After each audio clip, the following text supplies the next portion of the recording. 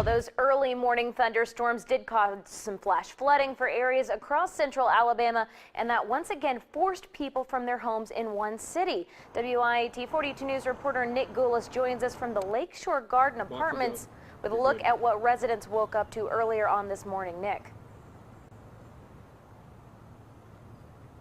Lee, many of the residents of the apartment complex behind me were awakened this morning by knocks at their doors. The Homewood Fire and Rescue Service was doing their best to get as many people as possible out of harm's way.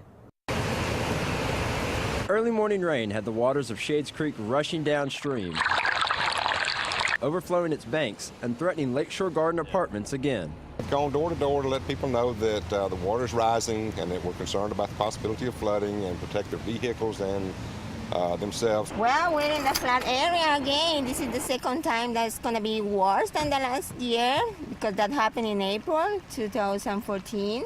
The rains on April 7, 2014 caused severe damage to the complex. Many residents had to be rescued by boat. A second evacuation in 2 years is upsetting to Fatima Jones, who was carried out by boat last year.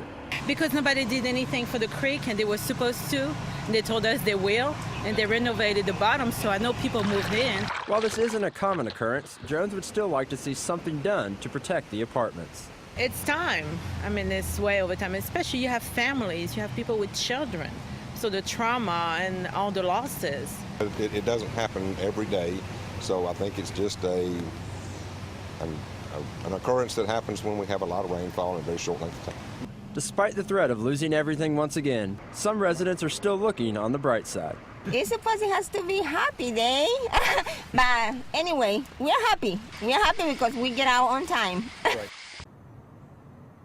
Shades Creek has subsided substantially since this morning's rain. However, we are experiencing a little rain right now, and there is a threat of rain continuing tonight and into tomorrow. Live in Homewood, Nick Goulas, WIAT 42 News, coverage you can count on.